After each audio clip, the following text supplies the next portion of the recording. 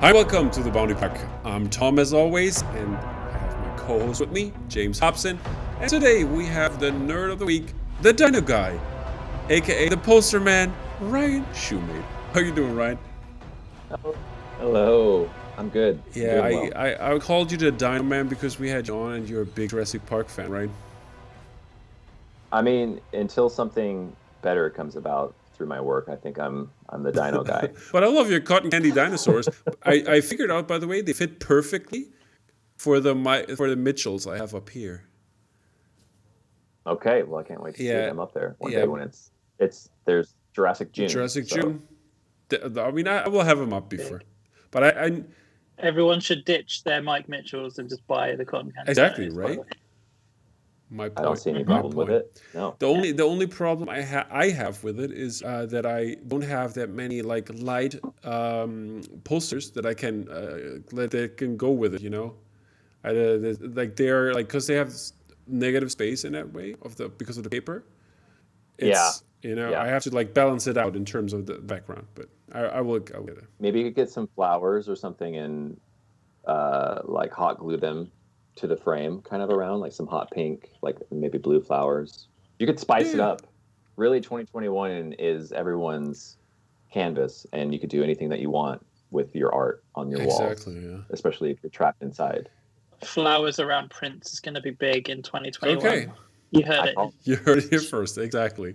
And what you heard here, probably not first, is the breakdown of our chapter 15, The Believer episode by Rick Famuyiwa. And he directed episode 2 of season 1, and he directed also the episode The Prisoner, which we have Camo with. He's not the prisoner last time, but he's a prisoner now. And the one we're talking about is Mix Mayfeld, because the last episode we already saw that the Mandalorian wanted to and jump on it and get him out because he probably knows where Gideon is, and so he can get our little buddy Grogu back. By the way, speaking of Grogu, I saw a very nice little YouTube video today where he was like took apart even further than Adam Savage was taking apart his, and they had like flexible arms, flexible legs, and like a movable head. So that maybe a side project in the future.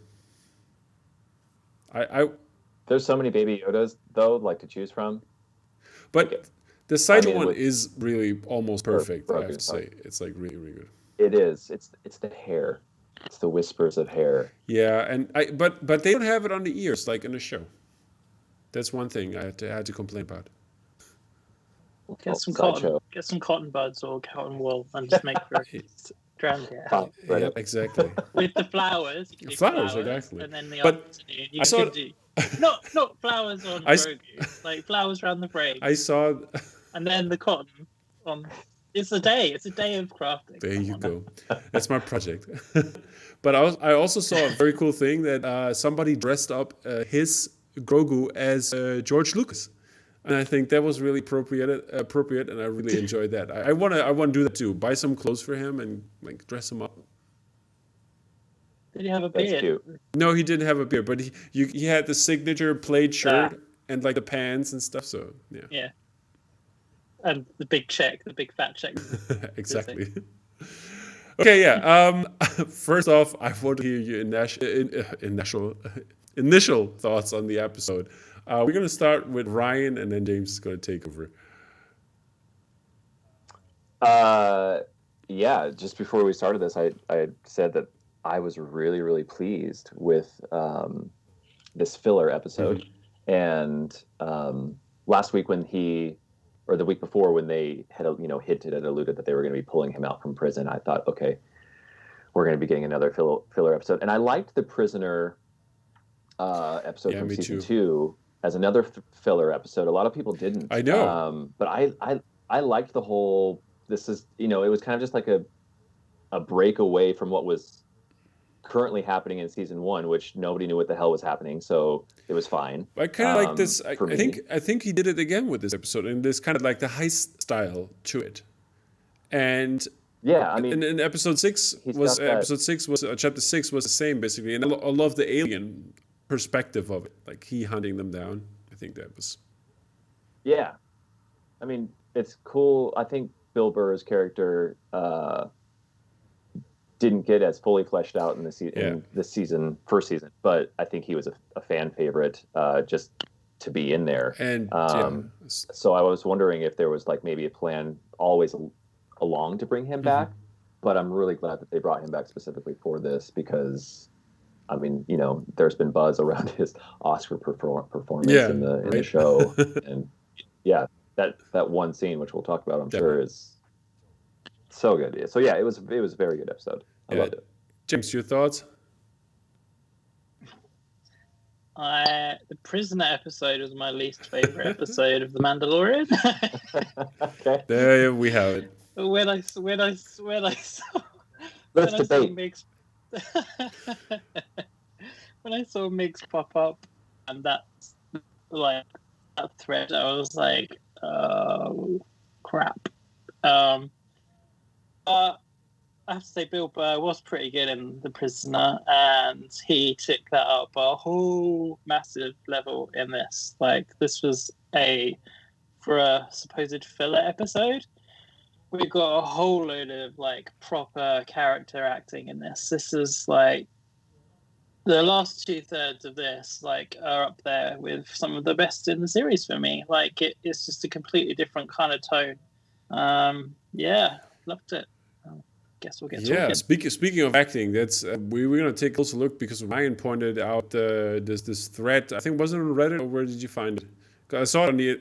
Yeah, somebody had posted on Twitter, but I saw that too, and it's about the acting of also Pedro Pascal, and yeah, we will get into that later. I think that's looking at this from this perspective and like knowing this and watching it the second time, it's like, oh my god, that's crazy. And yeah, first out, the episode starts at this wonderful designed prison planet, and it had some remindings with the ships and the way we like remind me of Rogue One a little bit there, and I also enjoyed the concept art for it and how they translated it into the real world. I think it fit perfectly with we got the AT-AT crane again, and we can see tons of TIE fighter parts. I think that looked really, really cool. How did you like it, guys? Yeah, the scrapyard scene, I'm just kind of blown away constantly by the technology with The Mandalorian. So I'm always curious as to like what's real, what's not, because they can make such a small looking, small-esque for Star Wars, I should say, set look huge. And what I think is outside sometimes was totally shot digitally inside. So it's so hard for me to tell with the show. But the one thing that I saw online that I thought was really cool was with the crane. Apparently it's an actual stop motion model, or maybe a well, no, that wouldn't make sense for 3D. Don't quote me on 100% on that, but I'm pretty sure I saw one of the concept artists on Twitter talk about how fun it was to be able to do a stop motion scene in the background for this specific. So maybe do some research on that. Don't believe everything that you read or hear from people on the internet. Fake news, Ryan. Fake news. If it's true, that definitely elevated it up. But I thought the whole scene in itself was great. Yeah, I thought so too. James, are you a fan of the details they gave it? Yes. I need to go back because I only watched this episode once. But yeah, I would probably like freeze frame that opening scene in the like scrapyard just to see, if they've hidden any little like different craft in there and things like that. I guess that's the kind of thing that they want Star Wars geeks to do. Yeah. So they're probably going to do that, and they have complete control over it with with the volume. Exactly. So yeah, it just looks like a set. It's insane, and I guess that's why they can do so many of these shows that they've announced, is because it can be done like on one site essentially. So much of it. It's Yeah, we didn't incredible. touch upon that, but we will get on that a little bit later. And before we get into that, I what the next scene, like right after, like all the cool little details that make you go awe and yay as a nerd fan, we see some legs that we definitely recognize. Um, they come in right away, and we just see him walking, and yeah, it's K2SO legs. Did you guys think Hmm. it's going to be K2SO droid in that sense? See him again, or what were your thoughts? I was, yes, I did think of that immediately, but I wasn't surprised because isn't it almost the Yeah, same models that were on the prisoner exactly. ship? Like so the New Republic has these um, Yeah, this protocol guard droids, if you droids. Yeah, will, yeah. security droids, yeah, guard droids, but who seemed to be pretty badass at the same time. Like Mando had his hands full when he was taking them out in the prisoner episode. Mm, So, but I do love K2SO's design. I have the Black Series up there yeah, on the yeah. shelf, Sorry, but I yeah, he's a have the beloved. sideshow up there. It's okay. I've got I'm, I've got the cheap one. Oh yeah, you Like, got him right it's there. massive. You got I'll him go right there, get buddy. it. oh, nice. It was really cool. Yeah, It he's was big. like But £10. it looks actually, if I'm gonna pick up mine, you probably wouldn't see a difference. Yeah, people painted these, like they weathered it and stuff with like, flecking the paints, and it looks really, really good. Like, that's a bargain, guys. Check Is these that out. Hasbro? No, it's can't remember the name. Begins with J. I'll check it out. Maybe we can put it in the link. Hey, I people, can't remember. Oh, Jax. There you go. sponsor Jax. us. It's a Jax toy. My Black Series, I love it. I love all the Black Yeah. Series toys, but the K2, it's such a thin frame, and he's fallen off. I always have to put him on the top shelf for some reason, and he's fallen off so many times, and his head has definitely broken off like 3 or 4 times that I've glued back on. But I still Yeah, love it. I love mine as well. The fun part is on the sideshow one, you can actually articulate like all the like every basically joint in your hand and your fingers, and that's like really fun. You can do fun stuff with that. I have them sitting on a shelf and waving to people because I'm gonna have because I used to have Obi-Wan the Mythosphere figure beneath it, and basically given the hello there pose, and yeah.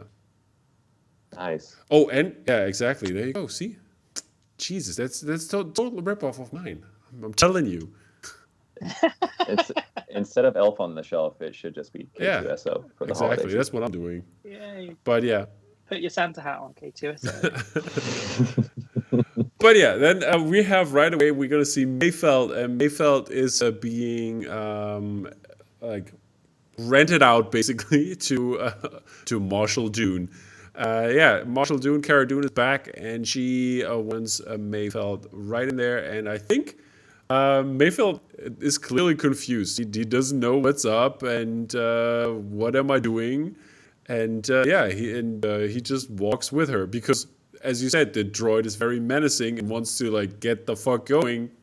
And yeah, he complies and goes with it, and I think that was really fun. And then we have like we can already tell in the first scene like when the team is back together that the like what kind of humor Bill Burr brings to this show, because like basically Mhm. saying oh, I thought for a second it's the other guy. And then I mean we see Boba Fett, and Boba Fett in his polished new painted Polished. armor. How did you feel that moment that it's now polished and painted, not weathered? The only thing they kept was the dent, because it's the dented helmet. Mm-hmm. Ryan, what? Weird. Well, Boba. I'll just start off. Boba is my favorite character. Yeah. I've always been a Boba is badass, despite his Exactly, yeah. which now is He's no over longer there. canon. He's right there. He's alive, which I knew he always was. Me too. I love that Boba's back. This season has brought out like a something that I have always wanted to see as a Star Wars fan in regards of Boba Fett, but just exploring what little we've gotten to know more about his background, What's it just gives me chills. And the Slave One is hands down my favorite ship. And so anytime the Slave One's on scene, it's actually hard for me to pay attention to the characters. I think this episode was very interesting to see how the mechanics work within the ship. I think that was really cool, and a lot of models have to be updated on that. I've always been curious. I think so. I mean, we've always been curious how the vertical to or horizontal to vertical aspect works, especially when you have how many were there? There were 4 members, crew, 3, 4, so including Boba. And so to see that internal kind of almost gyrosphere and that's Star Wars, man. And the creators were just so clever in using that aspect. And then I was curious, once it locks into place, there's kind of like a window in the back, and I'm like, well, the only window that I know of is and I think it's just the side glass view of the main cockpit. When the Hasbro Pulse comes out for the Slave One, I will pay the $400 or whatever it is for that. And anybody the Razor Crest, I'm sorry, because it's gone. Bye. Imagine the Millennium Falcon would have been destroyed. This is kind of like the level I think we're at. Yeah, but no, Boba Fett and just that scene I love how every time he pops in the didgeridoo, there's such a now kind of like Maori aspect to his character, which I love. But every time you see him, there's like that little, I can't even do it, the didgeridoo, and and he was the most feared bounty hunter in the galaxy at one time. So for Bill Burr to be like, oh, I thought you were this other guy. I thought it was pretty funny. Yeah, that was pretty good. And then they get to talking, and the Mando talks it out and tells them, hey, I'm not here to kill you, because Mayfeld was really scared that the Mando's gonna off him. And they get on their way and telling them about the plan and the goals that are set up, kind of very side questy, as we said, in this kind of filler episode-ish thing, and that they need to go to this mining facility on Morak. And I was wondering if that was a Guardians of the Galaxy reference right there, since I think the planet is Morak, right? Is it the same on where the Power Stone is? Oh, Morak. I think so. Yeah, I don't... that sounds right. I don't know if the spelling is it Morak or Morag? I don't know. I don't know about the spelling, but it sounds very much alike. So I was really reminded of that, and that was very interesting to see. And then they talk about what's happening at this mining facility, which is the rhydonium they use there, and they want to harvest. And I think that's also a reference to the coaxium and the kind of the same scenes we see in Solo. And I think that's really interesting because it has the same kind of heist style when we see the vehicles that they are driving, which can be compared to the train we see in Solo. And I just pulled up the picture where everybody's standing there on this jungle planet of Morak, looking down on this tunnel where those big the transport vehicles go in. How did you like the design of the vehicles? Because I heard a couple of people already they didn't like the design of those. Ryan, you're always first, Ryan. Well, I wanted James to jump in this time because you do it. I'll be negative if I do it, because I didn't really think that they were particularly Star Warsy. I thought they were from a 90s action movie. They're I don't know, something like from Terminator or Terminator 2, something like that. But aren't they from? Did they have in Clone Wars the same, similar kind of tanks? I don't know. Yeah, it just doesn't quite work for me. Okay. But there you go. I'll sit here and I'll say all the bad stuff while Ryan says all the good stuff. I thought it was interesting to see a Star Wars vehicle. I mean, with wheels. I'm sure there's been other vehicles that we've seen with wheels, but for some reason this just stood out to me. But yeah, quick question. I feel like why can't they fly it out, by the way? Yeah, I mean, yeah, I think that's my problem. It's the wheels. I think you've hit that on the head there, right? That's true. Yeah. It's supposed to, I mean, there's the whole issue was the stableness of them and not being able to go too fast. But if you're hovering Yeah. So, and what was funny was the pirates Yeah, had yeah, hovercraft. we're gonna come to that later because like before we're gonna get to the pirates, I wanna touch something else. Oh, but yeah, as long as the design, I don't know. I don't really have it's Star Wars, so I feel like anything kind of goes, but I always kind of feel like I'm seeing some sort of um, Ralph McQuarrie reference in some way or form, shape or Yeah, another. So they seem to take old concept and turn it into something new, which I'm not sure if that was the case for this, but it didn't bother me. But it was just the wheels. I thought that was interesting. yeah. And the wheels, yeah, I'm okay with wheels. I think they were fitting, and they kind of like, as I said, kept this train vibe going. And yeah, they're gonna get before they're gonna get in there. I really like the scene when they're talking about it. Who should go in? We have Mayfeld referencing, obviously. Yeah, she's a rebel dropper, has the tattoo in her face. She can't go. I mean, and then Boa's gonna be, yeah, they probably gonna recognize my face because they have I to see love that. that. Yeah, I love the reference as well. I love it.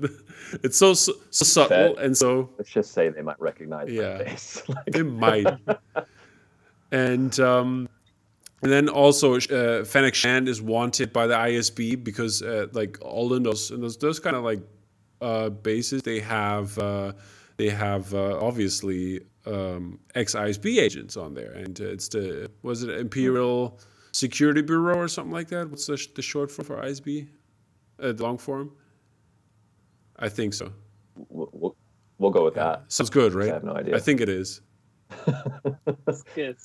And yeah, and obviously the Mando can take off his helmet because of what's going on, and I think this was very foreshadowing on what's going to happen, and I really enjoyed that. And yeah, showing the face is a no. And yeah, they're gonna steal the transport though, and Mando says, "Yeah, we can do it because he had a plan, taking off the trooper's uniform and getting into it. So now he's a stormtrooper." How did you feel about that, James? In terms of, did you like that he changed it and he did this? Yes. Yeah. It just as a neat like moving the narrative forward like device in that respect. And they kind of played it. You know, he was like sitting there in the carriage as well, and it's completely like alien armor. He was just sitting there like, ugh. Like Hmm. this goes against the creed kind of thing. Like, um, but yeah, it was a really neat idea. And you were saying like originally in the concept, Yeah, like it was just going to be him in his normal. exactly. The Um, concept we see, I just pulled it up. We see just a lot of like the transport shot, and he's in his regular armor. He got even his jetpack on and stuff like that. And I think that's really interesting to see that they totally changed it, or nobody knew actually that this was going to happen. And I think it was a good change to do that and gave us a different kind of feel of the whole situation. And I think also it was in tune with what Mayfeld had to say, which we're going to talk about in a second here. Because in the transport, Mayfeld is like, oh, yeah, I'm going to take that off. And he's always like trying to get the Mando to take it off as well, which was like really fun to see that he's like pushing him. And they had like some great dialogue going on, which was like warming. They were kind of warming up to each other, and it gave Mayfeld like more of a personality in that way. And I think I really enjoyed it. We can see different like landscape views, like like destroyed planet, and we see destroyed vehicles and stuff like that, which was really cool. And then yeah, they're driving in this vehicle, talking, having a good conversation, and yeah, he jokes all the time about the helmet because like yeah, is that still your creed or not? And what do you guys think? Is that it? Is did he do something that was did he do this in? I thought Mayfield brought up a very good point that, is there a difference between which is it? Can you not take off your helmet, or is it that you can't show your face because there's a difference? Um, the Mandalorian, I think, in a lot of ways, maybe even before this episode, has been bending the rules, maybe unknowingly.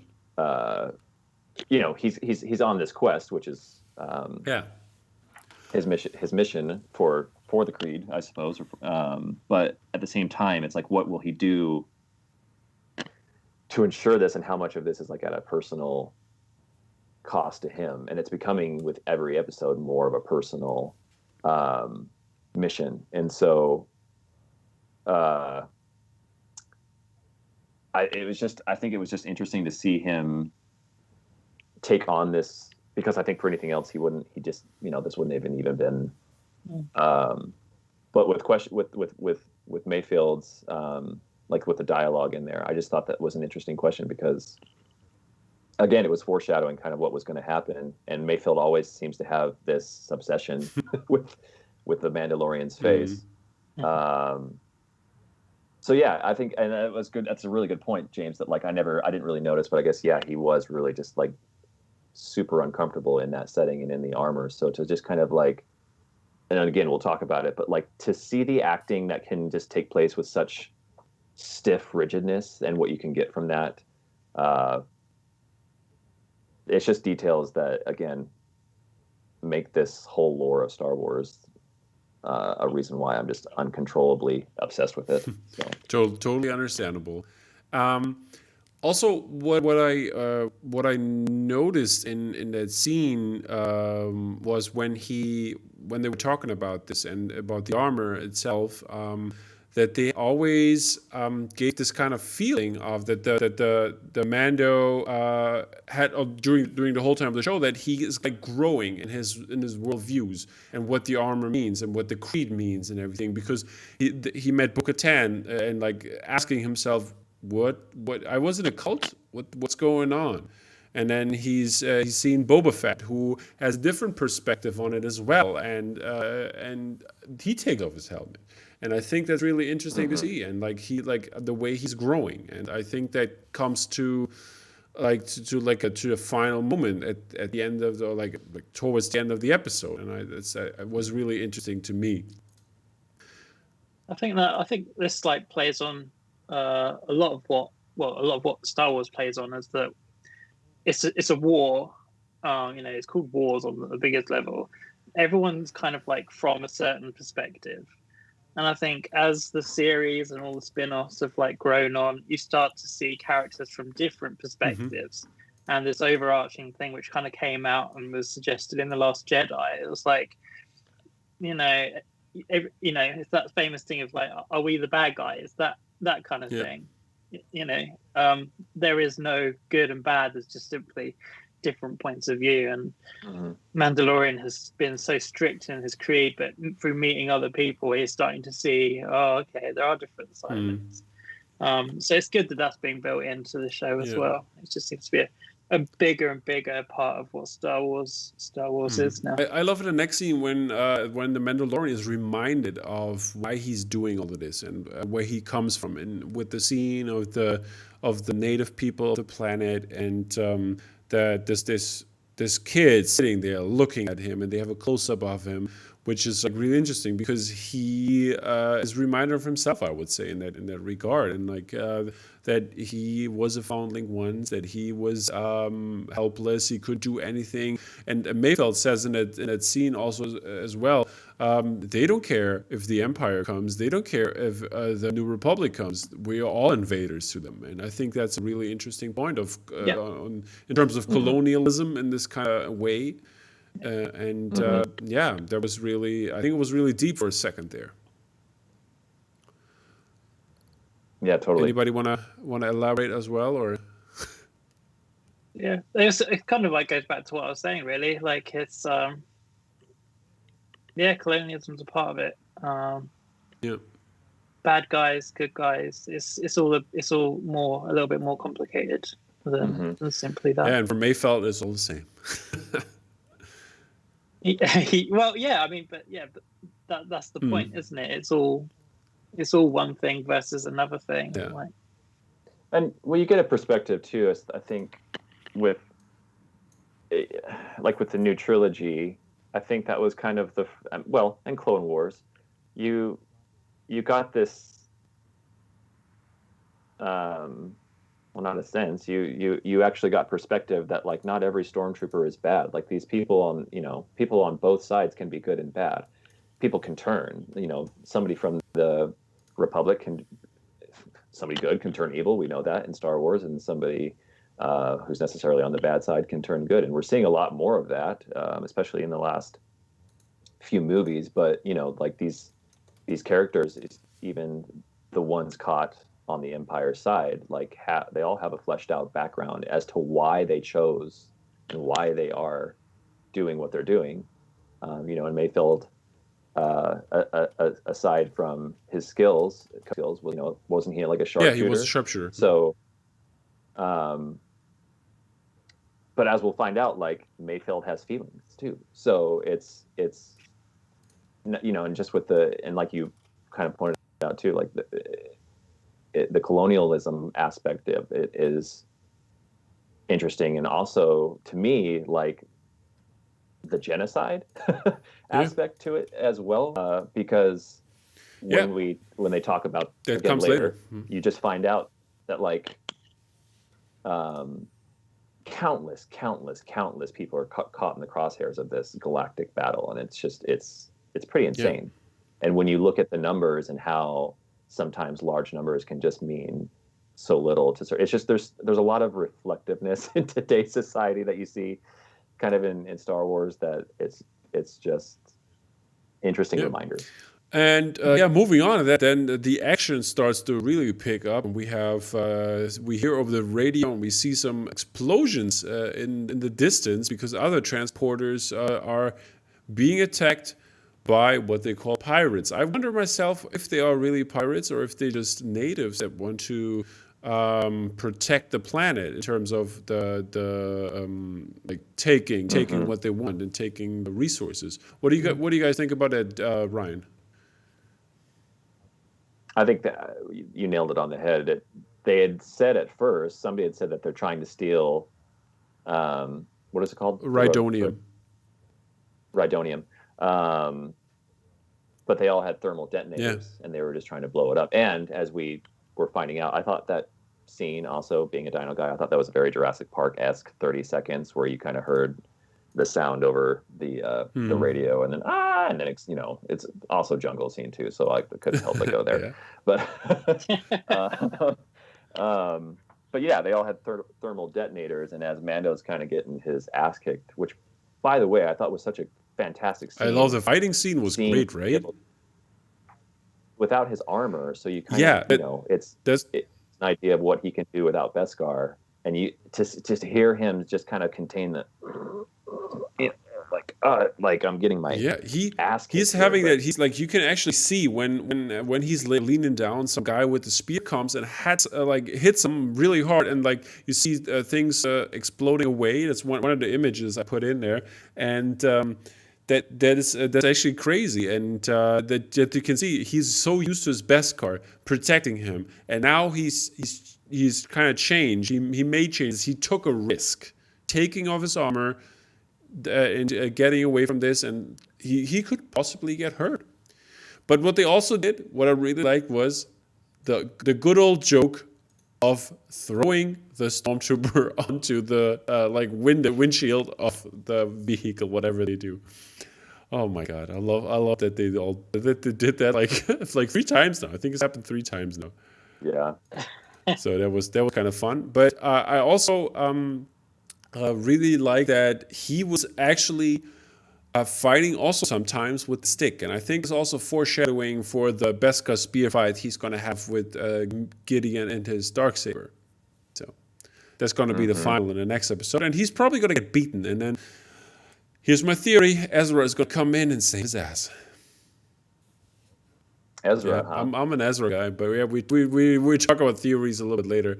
But I just wanted to point it out right here. There's only a handful at this point, so I mean, you're not too far off. Also, as we talked about the thermal detonators, a lot of people come with all the detonators, and then the TIE fighters swoop in and save the day, shooting down the bad guys. And what you can see in the end is when they cross the bridge, the stormtroopers come in and help them. Like they position themselves at the end, and we see a couple guys with spears that are left, like running towards them and trying to attack them, and they get shut down. And it reminded me a lot of Order 66. It kind of felt like to me the Jedi with their lightsaber, like with a melee weapon. And they were just gunned down by troopers. Did you have also the Order 66 feeling, Ryan or James, whoever wants to go? Not the Order 66 per se, but these guys I just could tell were doing anything and everything to. It was almost like they kind of knew this was a suicide mission because, I mean, nobody wants to get blown up, even though almost all of them did. But to carry out that mission and everybody, like especially in that last scene where all of them group in and all of them turn on a thermal detonator, like all of them are prepared. To see them running at a brigade of stormtroopers, probably knowing that they're going to get shot down. This just speaks to me that like whatever's going on here with the Empire, the natives are just like extremely unhappy about. It's not a matter of trying to steal it. It's just like, we don't want your show here. And that leads to the climax at the end as well with Mayfeld, which we're going to talk about in a little bit. I think a lot of stuff is foreshadowing in this episode. I was before, like when I watched it twice, and like in the second viewing, I could enjoy it even more because that's why I really like this episode, because it had so much stuff in it that shows us. Like it ties even the season one a little bit together, and like the ideas and also the perspective of the Empire, which was really great, leading up to the First Order in that sense. And I think that turned out really, really great. And also the sentence of Mayfeld saying, "I'm happy to see stormtroopers," because they got saved by the TIE fighters. You can see all the other stormtroopers saluting to them because they are the only transport that made it basically. So, and I think that was a really, really interesting aspect in terms of that they have to be kind of thankful that they made it. How did anybody else get like? I thought it was a really interesting reflection of that whole scene being like very similar to when the rebels won a battle, and then they'd come back to base and everybody's cheering, yay! People coming out of the cockpit and cheer. Like it was again like a reminder that like there's both sides here, and also this also this remembering of what we said earlier. They don't care if it's the Empire, if it's the rebels or the Republic or whatever. Right. I think that was really fitting. And the Empire don't get Ewoks to jump around. Exactly. I just thought it was interesting that Bill Burr was like still the only stormtrooper without his helmet on, even after getting out, and nobody's calling him out on it. Like, hey, trooper, why don't you have your helmet on? Like, but there were a couple people in base. They had different kind of helmets. I mean, I don't know if they were minors in that sense, but there were a couple people without their helmets. But I guess if you're without a helmet, you must be an officer. Sure. Yeah, that's what I assumed. I didn't see anybody with like armor and without a helmet. After just winning a battle, being the only transport that comes back, maybe they're like, he had to take his helmet off and let him breathe. And remember, Finn got in trouble for taking off his helmet. Right. Exactly. So, Things got strict when I got to the First Order. Yeah, and then we're in the base, and they make towards the mess hall and try to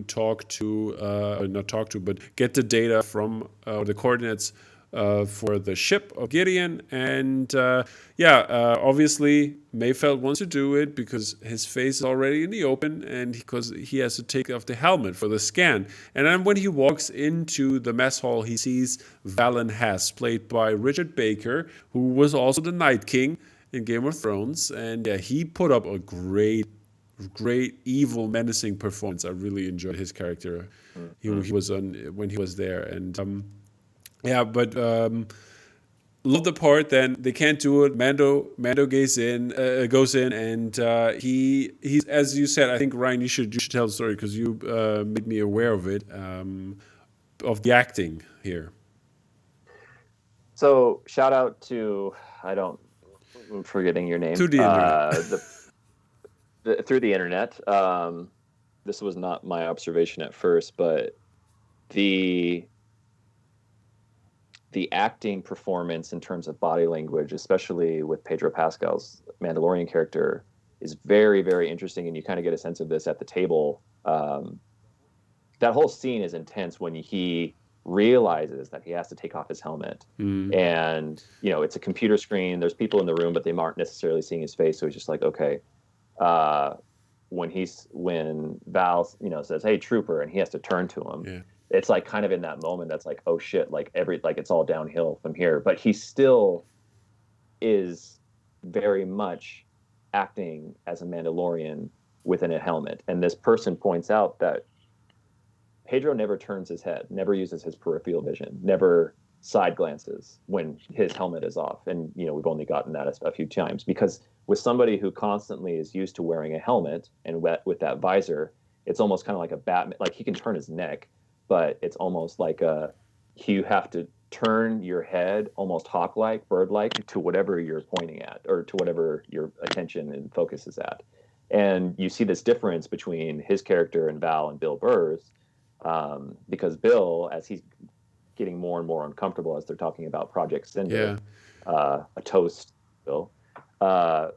Bill's just getting skittish, side glancing over to Mando, and as he's saying, "Let's do a toast to Project Cinder," and was it good for all those people that died? And it's like a oh shit moment. That's when Pedro, he's been staring down at the table this whole time, like as if he's had his helmet on, but as soon as Bill does that, or Mayfield does that, it's almost like this.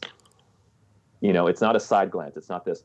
It's a don't. Yeah. He's actually actively shaking his head. I watched it again, the scene for a second ago, and I think that was really interesting to see that. But before that, I love the comedy before that. When Valen has asked him, "Trooper, what's your designation?"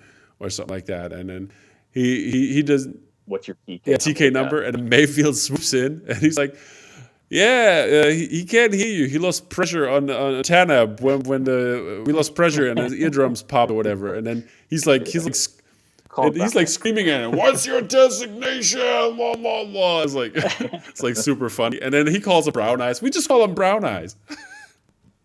Yeah, we just call him Brown Eyes. Actually, yeah, and he doesn't know his name, so he can't call him by his name as well. So he couldn't say Mando. Yeah. So and why he couldn't just think of a lie in that moment was interesting. But it's almost like with his helmet off, he's frozen. Like he doesn't know what to do. He's not himself, and it's almost like he doesn't want to say anything to give anything away, because just the sight of his face alone is such a sin. Right. But yeah, that whole performance from Pedro, but I mean, Mayfield, Bill's character, that was when we saw everything get kind of stripped down with how his character is fleshed out. And dude has a heart, obviously, but to find out that what was it, 5,000 to 10,000 people, soldiers, entire unit. And I had to look into Project Cinder. Yep. Project Cinder. Apparently, it's part of the game. Exactly. Did you guys play the game or? Yeah. Battlefront. It's Battlefront, by the way, people. Yeah, I had kind of had to do a brief brush up on because I have Battlefront 1 and 2, but I didn't realize so many planets, the whole endgame plan for Palpatine, was such a big deal. And was it Battlefront 2? Yeah, with Iden Versio. Project. Oh yeah, I have played that then. Yeah. So the contingency plan was really interesting, and to know that Bill's character was a part of that as well. But the Empire just doesn't give a fuck. Yeah, they don't.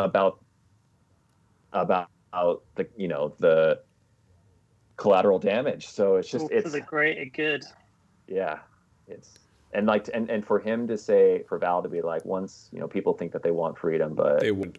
Once they realize that they want order, they'll come crawling back to us. They want the first order, I tell you. Yeah. That was such a good line. Yeah, I love that line as well. The whole scene was just incredible. From taking off the helmet, Valen has moving over the whole time, the dialogue, and you can see how the tension build in Mayfeld, that he's numb, that he can't take this killing anymore, and he needs to do something about it. Like his friends, family, everybody died, and then it culminates in like him blasting Hess. And I think that was really cool. And then right away we have another Star Wars comedy moment with the trooper guy holding his plate with food. Oh shit! And that was when Pedro also like had to do a full yeah. And just like body language, and everybody's just okay. That reminded me of Inglourious Bastards, that whole kitchen table scene. Yeah. But yeah, that was great. It was so well done, so atmospheric. Like, not that many edits, I don't think, or it certainly didn't seem like that. It was just capturing the performance, like a fairly eye level or just below eye level camera, and like it kind of like reminded me a bit of Blade Runner, because it was almost as if you had those slits in the windows, and there was like smoke that was just like, it was not as if there was smoke in the scene that we saw, but to just create that atmosphere, it just made everything so claustrophobic. It's like, it was so well directed. That's probably one of my favorite moments in The Mandalorian. Like, it was just so well done. I was like properly tense, and I couldn't take. Yeah, I also love the part that like this connection towards like the sequel trilogy, and with this part of the idea of what we have Star Wars. I think that was really well done, and how this is like a start of the First Order in that kind of sense, and giving us this background and looking at the villain side on why they do things because they want to, and I think that is really interesting and really good to see.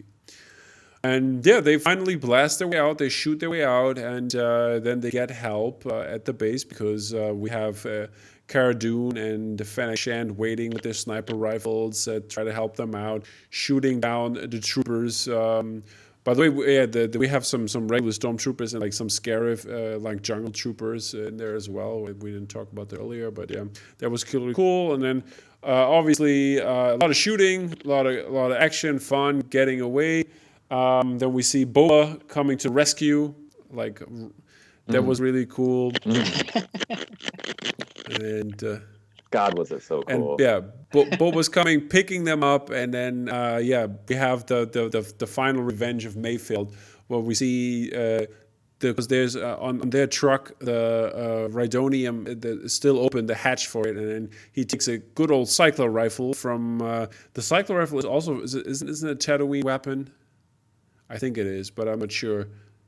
And yeah, they I think what's the Tusken Raider uses as well as cycler rifle, but it's a very popular in a couple of games, so I know that. It's also on Battlefront. You can use the cycler rifle, but only for like this one of the bonus extra weapons you can have for one shot, and then it has a recharge. And yeah, well, but yeah. I'm glad that you know that, though. Yeah. Yeah, that's... One of us has to know this knowledge, yeah. So. It's the free time, And yeah, he shoots the Rhydonium, and you can see, he's been a sharpshooter, and everybody's like, oh, that was a great shot. And yeah, he's taking his revenge, taking out the new empire in that kind of sense, stopping them from growing and like harvesting this planet. That it's gonna look like the planet we've what was it? I've been for on I forgot the Ahsoka planet. I forgot the name right now, but you know what I'm talking about. Because it was like ravaged in episode 4 a lot. So and stop this from happening. And then we have TIE fighters coming in because they want to fuck with Boba, but Boba is not to be fucked with, because we have not today. I seen the or wait, yeah, that was so great, right? They had I've seen the back, I've seen it open, and I was like, oh my god, my mind was blown. I was super excited. And then we see, was anybody else like who knows the knowledge of the slave one or Boba? Was it? I mean, as soon as the TIE fighters were behind and they were doing this elevated climb, first episode I was going, use your seismic chargers. Use your seismic chargers. And then to see him go, boom, and to see that back just open, just to see the one pop out before, and I went, same here, man. It was like 1 a.m. in the morning, and I'm downstairs in the basement. And this sound is incredible, right? The sound of a seismic charge exploding. The silence before that does it, like that tiny little bit of silence, just make the sound like amazing, like they did in The Last Jedi. It's comparable to that, right? Well, that was such a for prequel lovers. I don't hate the prequels. I don't love the prequels. I'm kind of on this gray area. You're the Qui-Gon Jinn. For prequel area, the seismic chargers. I don't know how many times I've seen like the GIF or the YouTube clip of that scene be passed around the internet every 6 months about. Can we just talk about how cool this scene is? Because it really is. Like you don't realize like how close Obi-Wan was getting royally effed up.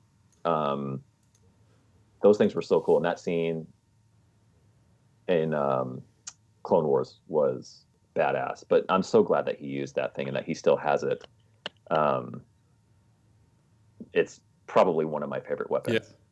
Favorite shit, but like, that's just right. Yeah, Boba, he's a good guy. But I don't know if you know, Ryan. My dog's name is Boba Fett, by the way. That's a great name, right? And your dog is probably the coolest dog now, except for mine. Yeah. But does your dog do seismic bombs? Well, I mean, mine does some pretty seismic bombs. I at some point, I'm still trying to get, because there's actually a bounty hunter costume for dogs, the Boba Fett outfit for dogs. Yeah, really? I still want to get one. I want to put it on him. He's gonna be Boba. I'm gonna be googling this as soon as we're off. But... Yeah, it's on the internet. Get a picture with Baby Yoda. That would be great. Put them together. Yeah. The one thing the internet has it hasn't ruined it for me though, but a lot of people are pointing out the smiley face in the back of the Slave One. I don't know if you see it, but depending on the orientation of the ship, it's either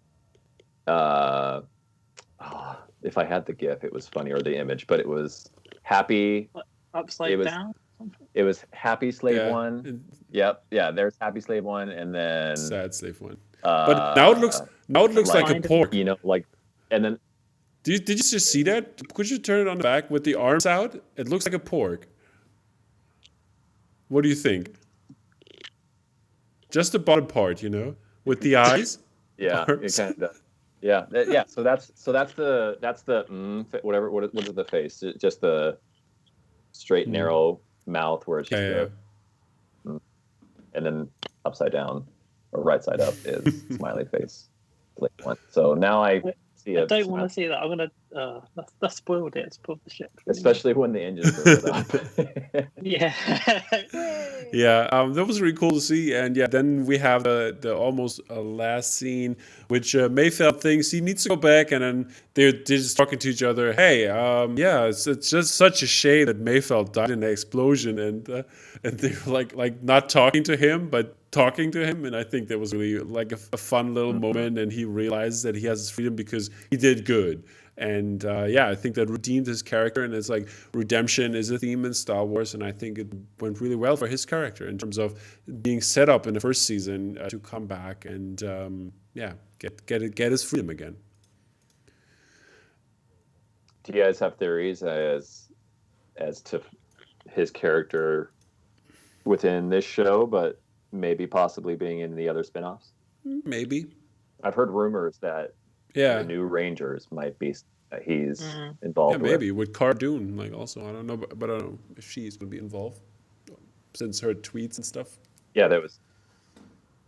Yeah, I remember hearing that there might be a spinoff of her, but they didn't announce it. So, but I also heard that they were making a Boba spinoff, and they didn't announce that. So, who knows what's true? I feel like with the announcements, a lot of it, and I hope it's not the case, but I kind of have this feeling that they have ideas that they just kind of threw out during the. It's just like a big mind map brainstorm during their investor hearing, and then it was just like, okay, now let's go to Twitter and see what sticks. Yeah. And what do people want? There, exactly. Yeah. I'm excited though. Yeah, me There's a too. lot I hope the quality of yeah. the live action should keep up. I'm not. If a cartoon fails, I'm okay. But if live action fails, it's a different thing. I have to say. Yeah, the Bad Batch. I'm kind of Yeah, I love pleased the with, Bad but, Batch. I haven't watched the trailer yet because I'm scared. I want to spoil myself. Yeah, I haven't watched it either. Same reason. Yeah. I don't think it really I think because spoils. it's so tied in to like Filoni, isn't it? I'm like, Yeah, I don't know how much creativity like he's going to be able to put into other things, or whether it's just going to be he comes in, consults on each for a little bit, and goes away, and then Maybe it's going to concentrates be on the Kevin animated Feige stuff. of the Star Wars shows. that's what I assume. Yeah, I honestly sense. think you just hand everything over to Dave and let him work with the people that he wants to work with, because it's working out, I think, brilliantly Thanks, too. so far. And yeah, but then we come to the last piece of the episode, which is I hated that part. I hated it. What's up, dude? Why ruin the surprise? Mando has the same thing that Gideon, like the Gideon-esque, like foreshadowing. I'm gonna come for you, like in the last episode, from season 1. And now the Mando's doing it to him. But why not keep the surprise? What's up? I loved it. I hated it. Why did you love it, Ryan? Oh, I liked it. I thought it was a very unexpected Mando thing to do. I think the expected thing is just that. I think, he'd think of some sort of sneak attack, like we have to be smart about this. But like Ahsoka pointed it out, like this is pretty much like a father-son relationship that we've turned into season 2, and it's almost like he's turning into Liam Neeson now. And I will find you, and I will come for you, and when I do, there's going to be hell to pay. But I just thought it was so great because I haven't thought about that, but it's quite funny. The Liam Neeson phone call. Moff Gideon's oh my gosh, forgetting actor's name. Giancarlo Esposito. Thank you. He is so articulate in the way that he speaks, and I feel like in every character that he plays, like there's almost like it's almost written for him, and the way that he emphasizes things. So the way that I didn't see it coming, even though that they showed it kind of in the whole recap at the beginning of him saying that in the first season to Mando and his team. But just for Mando to use his words against him in that, like, I'm sending you this coded message of letting you know I'm coming, was such an unexpected thing, but also like, ooh, you badass. He's like, such a gentleman. Such a gentleman. Yeah. I love it. It's the opposite. It's the opposite of what like Mando at the beginning of season 1 would have done. He was like sneaking into bars, like whispering to people, like, "Have you got anything for me? Got a job?" And like we've taken it through to here, where he's like actively, like Ryan said, using someone else's words against them, saying, "I'm fucking." But still, coming. It doesn't make sense, dude. Like this is personal now. And I know it doesn't make sense. He got dark troopers. Of, like, you can surprise him or whatever, but like he knew that Mando would be coming regardless. He knows what it kind of means to him. I don't think so. So I don't think so. He did seem a little like surprised, or just annoyed at the fact that he looked like surprised and a bit thrown off. He's like, this dude, like, really? As if, okay, this is not the guy that I thought it was. Almost, it was like it was really, really clever. Like facial expression, just a tiny like tweak of like looking. So I was like, oh, like they kind of like. There was this first look upon like him being like Moff Gideon, and he was like, oh, it's the bounty hunter. And then when he realizes he's using his own words against him, he just does this. It's like Vader, this. like Vader. He realizes the gravity of the situation now with the Mandalorian, I think, and he's getting his dark saber ready to train and to be ready for the Mando, I think. And we don't know when that message was sent out either. Like, I'm kind of stretching it now, but he, in between the end of that episode and that message going to Moff Gideon, he might have had contact with someone else and was like, okay, we're ready now. We can fucking like maybe true. Go to them. Like we can take it to them. But We'll see. We'll see. Like, hopefully, it's going to be like What- a feature length What episode. would be great would be if the episode picks up right there and they would be in the next 10 seconds next to them and like on the plane, on the ship. I mean, Yeah, that would be great. I'm Yeah. coming and he's there, having Yeah. the surprise, got Yeah. the message. And then the camera turns around and down another corridor, you've got like Bo-Katan like running in. Yeah, exactly. Yeah. I know it's going to be interesting to see with the last episode if like we're going to get this Avengers style Yeah. type episode with all of the like we've already got an Avengers team right now, but like will Ahsoka come back? Probably not. Will we see a Jedi? Because we know Grogu called someone. How I don't know if we'll see a Jedi, but I think Mando will definitely get the kid or Grogu out of the situation. But we all know, if you haven't kind of figured it out already, like we know that Grogu is in some part or form like this behind the whole cloning aspect for Palpatine and probably Snoke.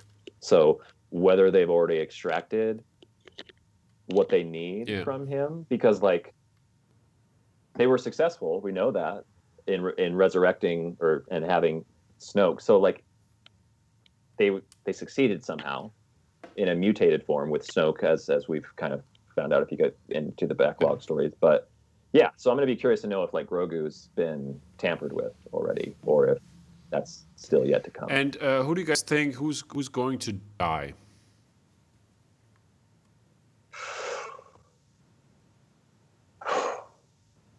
Gideon. Okay. Ryan, your thoughts? I think right at the end of the episode, we might get like a Thanos type thing where we see like Thrawn from the But back. I don't think it's going to be or something Thrawn like that. because like then it should be such a deeper tie-in with Ahsoka. Yeah. Yeah, but I think it'll be just as they did Avengers. Like you'll just see him, and then he's just this big bad that never really comes into it until the end of like season 2 Of season else. 5 of the Mandalorian and season 3 of Ahsoka and Yeah. Well, I don't know. Like it took years for yeah, the maybe Avengers I to don't introduce know. him. Maybe. True. And that build up was the whole part of what I think made Thanos. Like Yeah, exactly. you knew that there was this big baddie in the background, but like there was character development for years and we didn't even we realized it, but It's exactly what Thrawn would do, would like play with all these chess pieces as if it's like he'll just be, I don't know, talked about in all these different series. But he's literally just playing the chess pieces in the background and you'll hardly ever see him, maybe on like the last episode or one Yeah, episode. and Thrawn is a master tactician. Exactly. So I think it kind of works like for the character. So that's why something that that's why I could also see that. think again Ezra is going to show up because Ezra and Thrawn they left together basically with the Purgils into hyperspace, and we don't know where they went. And also Thrawn has the connection to the not collective, but what are they called? The other Chiss Empire, the Chiss ascendancy. And yeah, so he has probably some connections over there in the unknown regions, so he can like get some help. And but I also think Boba is going to die. I hope not. I think Boba's going. Boba is going to die, and the Slave One is going to be the new Razor Crest. I've heard that rumor. That would suck. It would. I don't think anyone really wants that.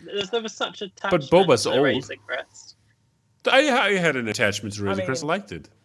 I was really torn. I was already thinking about buying It was the like Lego a set. character because it kept getting broken and then fixed and then broken again. So yeah, it was like a character, but I think it's a bit too quick to hand over such a vehicle attached with one character. I don't know. It doesn't sit well with me, but I could see it happening for sure. I've been toying with that question as well. Like, how is there going to be this deep? Is there going to be a departing of Boba and the Mandalorian with, and then how is the Mandalorian going to get his ship? I would hate to see Boba I mean, if they brought him back specifically for this season just to show, hey, he survived, let's show him be like more of a badass, and then go out with some sort of redemption, would be cool. But I don't know. I feel like Tamara Morrison has kind of alluded to the fact that there's more to be seen from Boba. But he's oldish. I don't know. Who knows? I mean, but in the Star Wars canon, he's only... I mean, this is 40-something years now past Clone Wars, and Boba... He's like so, around 60. He's almost the like, same age that he is in real life. He's almost 60, is he? I think he is. Oh, I'm sure. Still Beskar. I think he's in his 50s. Yeah, I assume Boba was at least in his 50s, like late 40s or 50s in the Star Wars universe, because given the time range. But yeah, he hasn't really done anything too crazy to like show that he's a vital asset. So either he could die, or I think there'll be some sort of departing, because the show's not about him, obviously. If anything, the ship was the vital asset with the seismic bomb, wasn't it? Really? So yeah, that's like another upgrade, I suppose, for Mando, if they wanted to play it like that, like they did in the first season, where he was constantly getting upgrades, for all these different missions. The slave one could be he got another now, kind of like. Now he got the upgrade. spear. That's the new weapon. He's got spear. He's got cool Beskar. He's got slave one. I feel like he'd be turning a little bit too much into Boba at that. Like there's an argument. There's been a lot of fan service with this season. Mm-hmm. Sure, I don't see a problem with it. If you don't like it, you're not a fan. To have Mando, like to have Mando like take on the slave one. If he did, I think it would maybe be temporary, because the slave one is such an iconic ship to the Fett family. But since there's no Fett and no clone anymore, maybe he's saying, "Hey, I've been my father has been a foundling. I have been a clone of my father, and I don't have anybody else. Mm-hmm. Do you want to be my kid? Here, we're both foundlings. We are both Mandalorians. Here's my ship ticket. While I'll take care of Gideon, and he's going to kill Gideon." It would, the thing about the show, though, is like it keeps going with every episode in a turn that I don't expect. So there's so many possibilities, and Dave, I think, has just got this fully fleshed out. I wouldn't be surprised if we saw Thrawn, because I think somebody... Mace Windu was also in the cards. Yeah, no, it's like it's interesting. People think Mace is still alive. I mean, we never saw him die, but you know how Maul ended. Yeah, I mean, I just don't buy that. I would rather it just like got literally buried. Show his fucking burial. I have to say though, it would be interesting having Mace fight Boba. Oh, that would be an interesting. It's like Maul and Obi-Wan again in Rebels. Yeah, just throwing out there. It would be.